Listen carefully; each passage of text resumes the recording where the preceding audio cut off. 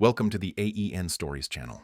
By 44, you'd think a man could fix most things with a socket set, a steady hand, and a cup of diner coffee. Engines, sure. Carburetors, sure. Even the old soda machine in my shop that eats quarters like a raccoon with a sugar habit, give me 20 minutes and a flathead screwdriver, and I can coax it into spitting out a warm Dr. Pepper like a trained seal. People, though? People are tougher. Name's Sam Cooper. Army vet. 2 tours overseas, 1 back home and a soul-sucking call center before I got smart and bought an auto shop off Route 17. I run Cooper's Garage, 3 bays, a crooked sign, and a loyal clientele of folks who think check engine is a personal attack. The place smells like rubber, oil, and hope. I like it that way. It's honest work, things break, I fix them, they run. For a long time, I believed that could be true about everything. I believed in my wife, Heather. I believed in our little house with a squeaky back door. I believed that slow mornings and steady work were the prize you win after coming home in one piece. I put my head down, stacked small joys like bricks, coffee on the porch, Redskins game on the radio. I still slip and call them that sometimes, Saturday trips to the hardware store I didn't need, just to wander through aisles of possibilities. I thought we were building a peaceful life. She thought we were stuck in one. I didn't know that yet. But I was about to. There's a certain way a woman says we need to talk that short-circuits a man's nervous system. You could hook me up to a car battery and I'd be calmer than when Heather said it that Tuesday night over meatloaf. We need to talk, she started, eyes on her fork like it contained secrets. I set mine down. Okay. I can't do this slow life anymore, Sam. This, she gestured vaguely at the house, my hands, my face, this crawl. You fix the same cars, drink the same coffee, watch the same nothing on TV. You love Matlock, I said, because humor's my defense of driving. I used to, she said. When it felt temporary. There it was. That word stung more than I let on. Temporary. Like my whole life was the spare tire you keep until something better arrives. I work hard, I said. I know, she said, and the way she said it made it sound like an accusation. But hard isn't the same as big. I want more. More what? She didn't say. Maybe she didn't know. Maybe she didn't. It had a name and a nice watch. I swallowed and nodded. Okay. We'll talk. We'll take a trip. Try new restaurant. I can close the shop on Sundays, we can go to the city. She smiled, thin and sad. You don't get it. Maybe I didn't. I figured we had time to work it out, people do, right? Marriage is just 2 stubborn folks taking turns being wrong until they forget what the fight was about. Then Larry showed up. Larry is our neighbor. He wears socks with sandals, owns a telescope, and says "Velp" when he runs out of conversation. Good dude. The kind to bring your trash cans up if you forget. The kind to wave every day like it's the first time he's seen you. He walked into my shop one afternoon while I was elbow deep in the undercarriage of a '09 Ford that had seen things. "Velp, Sam," he began, which is never the start of a fun sentence. "Velp, Larry," I said, peeking out from the lift. I was downtown for a dentist, and, I saw Heather. "Okay," I said, wiping my hands. "With a fella," he added quickly. "Nothing wrong with that, I mean, it's a free country, but they were having lunch. Nice place. Napkins that feel like shirts." She was laughing like they were in a rom-com. My heart slowed down and sped up at the same time. "What fella?" "Slick hair, suit that fit too well to be on sale. You know the type? Looked like he names his boats." I did know the type. The kind who says synergy unironically. "Okay," I said again, because what else do you say when your neighbor brings you a message you didn't order? Larry looked pained. "Did I do wrong telling you?" "No," I said. "You did right. Thanks." He shifted, then tried to soften it in his Larry way. Maybe it was business. Maybe he sells napkins. Maybe they were rehearsing for. "It's okay," I cut in, clapping his shoulder. "Really? Thanks, Larry." After he left, I stood under that Ford and listened to the tick-tick-tick of oil droplets falling into the pan. Engines tell the truth whether you like it or not. People tell stories until they believe them. That night, Heather got home late. "Traffic," she said. "City traffic?" I asked, too casually. Her eyes flickered. "Yeah. With a guy who names his boats?" She stared at me. It could have gone a few ways then.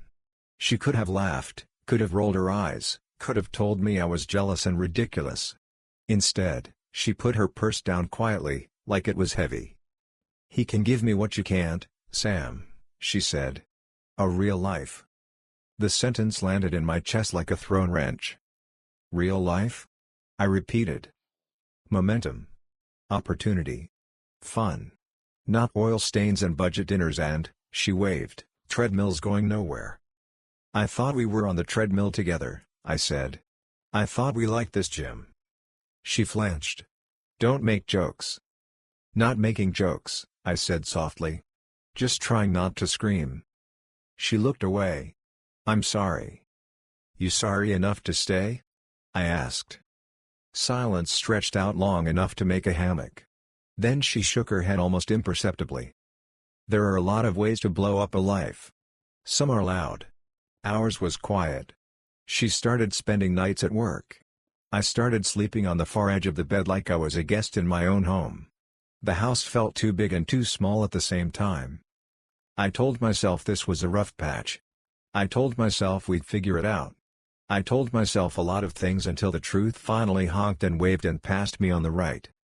Depression isn't dramatic like movies make it. It's not rain and cigarette smoke and French horns. It's forgetting your coffee on top of the car and watching it slide off in the rearview mirror. It's sitting in your shop and staring at a strip bolt for 10 minutes like it personally betrayed you. It's the way your friends talk slower around you, as if you've become a skittish animal that might flee. I went to work, because work is a ladder out of a hole. I fixed a minivan with a mysterious rattle and a pickup with a whole personality disorder. Customers said thanks, I said no problem like a voicemail greeting. The guys, Miguel and Tino, my two techs, covered for me when I zoned out. I stood at the counter and pretended to be the man who owned the place. At night, I'd sit on the couch and let the TV talk at me. The house creaked in ways I didn't remember it creaking when we were okay. I started sleeping in the guest room.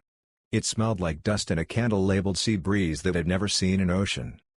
One particularly bad Thursday, I walked into the shop bathroom and looked in the mirror and didn't recognize the guy looking back. He had my scar, my eyes, my too short haircut, but he looked like someone had swapped out his insides with wet cardboard.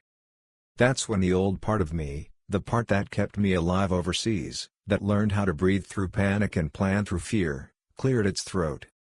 "I survived the war," that voice said from somewhere steady. "I can survive this." I said it out loud, because sometimes you need to hear your own voice stake the ground. I survived a war.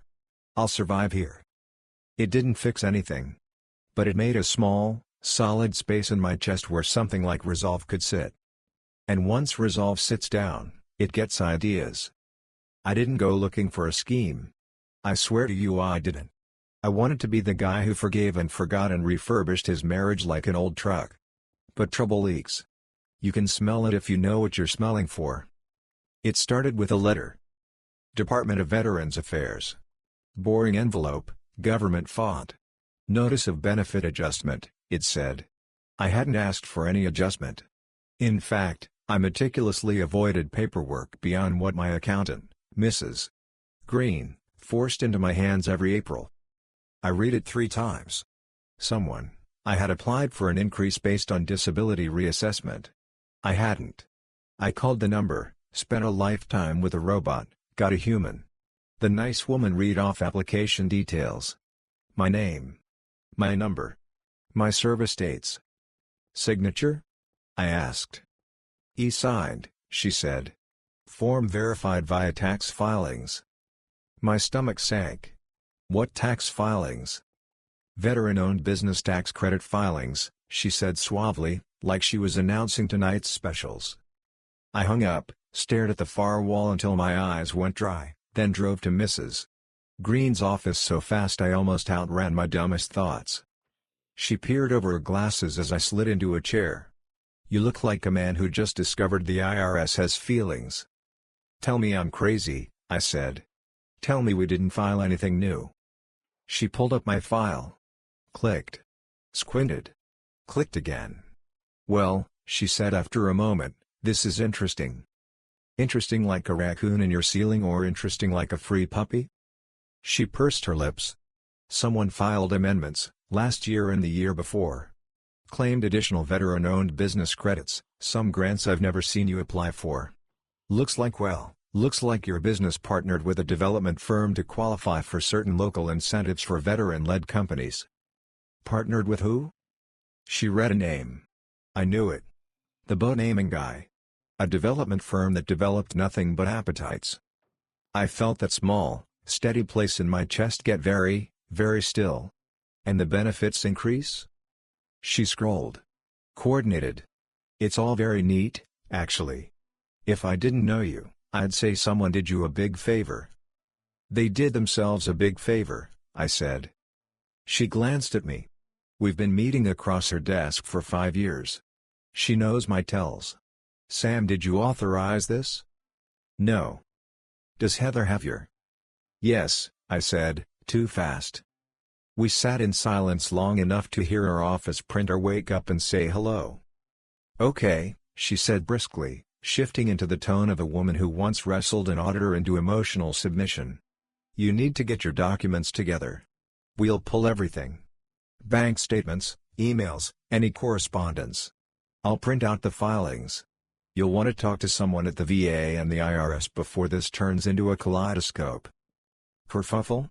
I offered weakly. She almost smiled. "No. Kaleidoscope. Because it'll keep turning, and the picture will keep changing, and you'll want to throw it at a wall." I left with a folder that felt like it was made of lead. Sat in my truck and stared at the dashboard. Boy, did it need dusting. Funny the things you notice when your life is cracking open. That night, I waited at the kitchen table like a cliché in a country song. Heather came in late, heels clicking, eyes bright. I slid the VA letter across to her like a poker chip. "What is this?" I asked. She didn't even glance down. "It's late, Sam." "Look at the letter." She sighed. "Read, put it back." "You're welcome." "Excuse me?" "I got you more," she said. "Everything you deserve. You fought for this country, you should get the maximum." And did the maximum involve my business mysteriously partnering with a man who probably has a yacht named Synergy? She went still. Just for a second. "You wouldn't understand. I'm a quick study." "It's all legal," she said. "Completely. You are leaving money on the table. And David, of course his name was David, has connections. He understands how to navigate the system. We helped your shop qualify for local incentives. It's win-win." "Is it win-win-win, too?" I asked mildly. "Do you win a third time when you take a slice for brokering the deal with my identity?" Her jaw tightened. "Don't be dramatic." "I'm an auto mechanic," I said. "You don't get more pragmatic than me. But even I can smell a tax scheme when it's built out of my discharge papers." She leaned back, arms folded. "Sam, nobody is going to dig into this. It's paper. It's forms. People do this every day. We just optimized." "Oh good," I said. "We optimized my honor." "You and your honor," she snapped. "Always your Boy Scout badge. Then, softer but sharper, you don't have the guts to do anything anyway." That one got me. It reached in and plucked the string labeled 18-year-old me and twanged it hard. She stood up, grabbed her purse, and headed for the door. "Where are you going?" I asked, though I already knew. "Out," she said. "To live." The door clicked behind her. I sat in the quiet and listened to the house try to settle around a new shape. I'm not proud of what I felt. Anger, sure. Hurt, absolutely. But beneath it, a clean, military kind of clarity rolled in like a front. She thought no one would dig. She thought I wouldn't, specifically. She didn't know the man who filed after-action reports by headlamp at 3 a. Triple checking grids because 3 lives depended on it. She didn't know the guy who, when told no one cares, here's look closer. I gathered every paper with my name on it in that house. Sat down with a pot of coffee and turned my kitchen into a war room. You can tell a lot about a scheme by its confidence. This one was downright cocky. It used my VA status, my service-connected paperwork, my business registration. It paired those with partnership agreements with David's LLCs that existed only as templates dressed up in legalese. Money flowed in and out like a polite tide. Small percentages here and there, skims disguised as advisory, compliance, community liaison. The next morning, I made 2 calls. First was the Department of Veterans Affairs. I asked for the fraud unit. Used my calm voice. Explained that I believed someone, my wife, had used my veteran status to procure benefits and credits illegitimately. The man on the other end didn't gasp. He didn't scold. He took notes like I was telling him the weather. "We'll open a case," he said. "You'll get a packet. Send everything." "Everything?" I asked. "Everything," he repeated. "Even if it seems dumb." "Dumb is my specialty," I said, and he snorted, which made me like him. Second was the IRS. Try calling the IRS without your blood pressure spiking. Now try calling them to report tax fraud that benefits you. It's a heady cocktail. They were polite in that bureaucratic way that makes you feel like you're talking to an AI from a 1997 sci-fi movie. "We'll note your disclosure," they said. "You may receive a letter." "You're going to send me a letter to tell me if you'll send me a letter?" I asked, and I could hear the poor woman grin despite herself. "Yes," she said. I told Mrs. Green. She suggested we get a lawyer. Not Heather. A different one. I did. Guy named Lang. Thin as a wire, brain like a library. He processed me like a form and told me to sleep and not talk to anyone who wasn't him, the VA, the IRS, or Mrs. Green. "Not even your barista," he said. "My barista knows everything," I replied, and he didn't laugh, which made me trust him more. Then I waited. Waiting is active if you do it right. I worked. I ran. I went to therapy. I cleaned my shop like it was a museum. I told Miguel and Tino what I needed to without telling them what I couldn't. They nodded like men who have seen things and kept their mouths shut for good reasons. Heather didn't ask why I was suddenly an archivist. She didn't ask why official-looking envelopes started showing up. She floated through the house like a guest in a nice hotel, packing small bags, leaving perfumes in her wake that smelled like names of paints. Sometimes she'd sit across from me at breakfast and make small talk about weather like we were strangers on a train. One night, she looked up from her phone and said, almost bored, "You know, Sam, you're not built for this. Conflict. Public mess. You'll cave." I smiled a smile that didn't reach anything. "We'll see." She blinked. Maybe she felt something shift, like a new gear engaging. Maybe she didn't. Denial is a great insulator. Keeps you warm until the fire gets too close. Government doesn't move fast unless it's after you for late fees. But fraud investigators have a special kind of motivation. It took a few months, busy, ordinary months stacked like pancakes, before the knock came. 2 agents. One from the VA, one from the IRS. Jackets, quiet shoes. They asked if they could come in. I said yes. Heather wasn't home. The house felt strangely eager to be useful. They asked questions. I answered. They recorded. I offered coffee. They declined and wrote down offered coffee, because that's how thorough they were. I handed over binders, folders, a USB drive, a hand-sketched flowchart Miguel had titled "How the Money Goes We," which made the IRS guy cough into his fist. They left. I exhaled so hard I got lightheaded. Then I went to the shop and changed the oil on a CRV whose owner said it smelled weird, like socks, which, frankly, same. The next part wasn't mine to do. It was theirs. You know that scene in nature documentaries where a crocodile slides under still water and you think nothing's happening until suddenly the water explodes? It was like that. They subpoenaed records. They audited the partnership. They traced transfers like veins in a leaf. They spoke to David, who called his lawyer, who called my wife, who called me. "What did you do?" she hissed, voice like a broken icicle. "I told the truth," I said. "You reported your wife?" The way she said wife made it sound like a foreign word she just learned and didn't like the mouthfeel of. "I reported a crime," I said. "The wife part is why I'm sitting down while I do it." "You won't win," she said. "It's too small for them to care." "They care about small when it's tidy," I said. "And when it insults them." We didn't speak for a while after that. Lawyers did. Agents did. Accountants did. The world rearranged itself into grown-ups at a table with pens. Then came the day the letters turned into court dates.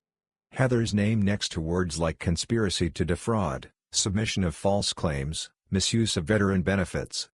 David's next to penalties, civil fines, restitution. I'd be lying if I said I took no satisfaction reading David's penalty totals. They had commas. More than one. He'd pay them like parking tickets at first, confident and irritated. He'd still pay. As for Heather, well, the system doesn't throw everyone in orange on TV schedules. Some get deals. She did. She pled. Her lawyer crafted sentences about confusion and misguided advice and didn't you see the gray areas. The judge believed enough to avoid prison but not enough to avoid convicted. She'd carry that word like a stone in her pocket. I didn't go to the sentencing. I sat on the hood of a Chevy in my lot and watched sun glint off the row of wrenches. Miguel came out and asked if I wanted a taco. I did. Tacos are constitutional. Heather's last words to me before we signed papers and divided a life were not poetic. "I thought you'd be too soft," she said. "I thought you'd be too smart," I said. We left it there. What do you do when the thing you built is gone and the thing you thought would break you didn't? You make something else. You take all that broken lumber and build a different room. I started small. I added a bench out front so old-timers could sit and lie about their mileages. I put in a bulletin board that wasn't depressing. You'd be amazed how many flyers for lost cats find their way to the saddest corners of town. I hired a kid from the tech school whose hands shook during his first oil change and were steady as a surgeon's by his third week. And I kept thinking about the thing that had carried me through, the way other vets had carried me through without even knowing it. The nods at the diner, the ridiculous smiles when we recognize each other's tattoos, the way some men and women get quiet when you ask how was it? And then louder when you ask how is it now? I'd gotten through because I learned how to lean. I hadn't been alone, even when I felt like it. It made me angry that someone had used the paperwork of my service like a coupon. It made me want to reclaim that story, write a cleaner version in big Sharpie letters. So I did what people do when they're tired of being mad and ready to be useful. I filed more paperwork. This time, the honest kind. I tapped Mrs. Green, who recruited a friend who knew someone who knew the forms. I called Lang, who, freed from defending me, delighted in building things. I asked Miguel and Tina what they'd call a charity that didn't sound like a charity, because pride can keep a man at home when he needs to be somewhere with folks. They said something like Grit Fund or Stubborn Hearts. I wrote 2 words on a napkin at Dot's Diner, next to a coffee ring that looked like a planet. Iron Will. Too dramatic? I asked Dot, who has seen 50 years of my town's dramas without blinking. She looked at it. "Honey, men have named boats worse," she said, refilling my mug. Iron Will started out as a table in my office with a shoebox labeled ideas and another labeled receipts. We didn't try to boil the ocean. We did small things that mattered. We paid electric bills quietly. We covered a week at a motel for a vet whose landlord's son got loud. We built a ramp for a guy who'd been making a 2-inch step into a daily battle.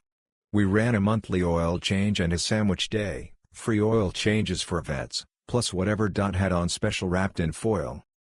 Word spread the way it does here, over grills and between bleachers. A guy from the hardware store told a woman from the church who told a nurse who told the mayor's aide who told the mayor, and one day I got a call asking if Iron Will wanted a small grant with minimal reporting. I laughed so hard I almost fell off my stoolie. "Ma'am," I said, once I could breathe, "I love reporting." We grew. Slowly. Smartly. A lawyer on our board threatened to audit me personally if I so much as mislabeled a paperclip. We set up a fund just for emergency car repairs because sometimes the difference between a job and unemployment is a battery you can't afford. People gave. The kind of giving that looks like a kid's crumpled dollar and a retired teacher's check and a mechanic's Saturday overtime. David didn't give, although I like to imagine every time he pays a fine, somewhere, a tiny bell chimes and a puppy learns to sit. I started sleeping better. I started laughing like the sound belonged to me again. And every once in a while, someone would ask, "Do you ever hear from Heather?" As if she might knock on the door and ask to borrow sugar in time. Not really, I'd say. I heard she moved. I heard she changed her hair. I heard she works for a firm that uses the word solutions too much. People are not plot lines. They become footnotes and sometimes headlines, but mostly just other people living other lives. When it stings, I go to the shop early. I open the bay doors and let the morning come in like a tide. I stand in the quiet and look at what I've built with a thing that started as anger and turned into something you can hold. You can survive a lot if you find a place to pour your hurt that doesn't splash back. A year after the conviction and the fines and the papers with my name on them next to ugly words, I found myself under a '98 Corolla with a muffler held on by prayer. The kid from the tech school, Jax, lay next to me, learning the language of Rust. He asked, out of nowhere, "Mr. Cooper, were you scared? When you called the government?" "Yep," I said. Shaking like a cheap ladder. "So why'd you do it?" he asked, genuinely curious in that way that's not looking for a moral so much as a map. I slid the clamp into place, handed him the wrench. "Because someone told me I wouldn't," I said. "And because I knew the man I wanted to be would hate the man who didn't." We tightened the bolt together. 2 hands on one truth. He nodded like a kid who'd just learned a magic trick that was actually just patience. "Cool," he said, which is a word that has gotten me through many awkward moments with younger people. We rolled out, wiped our hands, and I walked to the counter where a woman in a USPS uniform waited, shifting her weight like someone who'd been on her feet since dawn. "How much?" she asked, bracing. "On the house," I said. "Courtesy of Iron Will." Her eyes did that quick shiny thing people hate you seeing. "You can't." "I can," I said. "I read the bylaws. Twice." She laughed. "Thank you," she said, and the way she said it was a little like a salute and a little like a prayer. I watched her drive away in a car that didn't sound like a band practice anymore. Then I turned the oil change day sign around to back in 10 and walked next door to Dot's. She poured me a coffee without asking. "How's your heart?" she said, because Dot doesn't mess with small talk if there's big talk to do. "Beating," I said. "Stubborn. Like it's got a warranty." She slid a slice of pie across the counter. "That'll help." I took a bite big enough to make my therapist proud. "You want the moral? I'm not a preacher. I'm a man who knows torque specs and where we keep the good towels. But if you need one, here's mine. Dreams can die and you don't have to. Love can fail you and you can still choose the truest thing you promised yourself when no one was clapping. People will use your name wrong and you can take it back and hang it over a door that opens on purpose." I survived a war. I survived a marriage that turned into a courtroom. I survived a scheme dressed in paperwork. I survived my own stupid pride. And somewhere along the way, I built something that outlived all of it. Iron Will isn't a monument. It's a phone number on a magnet and a guy who'll come by with a jack on a Tuesday because you don't need to be alone in a parking lot with a flat tire and humiliation. That's what I wanted when I came home, not fireworks, just company. Someone to sit with you on a curb and say, "Okay, let's figure it out." So we do. Sometimes I tell the story at barbecues now, after the good part of the night when everyone's full and someone's cousin is circling bad karaoke. Folks wince in all the right places and laugh in the others. "Man," they say, "that's rough." "Yeah," I say. "It was." "You mad she got caught?" "Mad she did it," I say. "Grateful I didn't help her." They nod. Someone flips a burger. The world keeps spinning in its regular, wonky way. On the drive home, windows down, oldies on, I catch myself drumming the steering wheel with the same fingers that filed forms and held hands and turned wrenches. The road hums, the town lights blink, the night settles like a promise. I pull into the driveway, the one I still pay for, the one that doesn't feel empty anymore so much as available, empty like a blank page, not like a missing chapter. Inside, the house creaks in its familiar song. In the morning, I'll open the shop, drink bad coffee, fix a stubborn alternator, and look at the iron will corkboard to see whose small thing we get to make big today. That's a life. It's not fancy. It's not fast. But it's mine. And when the ghosts come whispering about the past, I tell them what I told myself in that shop bathroom when everything was wobbling. I survived a war. I'll survive here. Then I go to bed, set the alarm, and let tomorrow happen like an engine I trust, messy, noisy, but ready to run. Thank you for listening my story. If you want more raw, real, and gripping stories like this one, subscribe to the AEN Stories channel. Your support keeps these stories alive.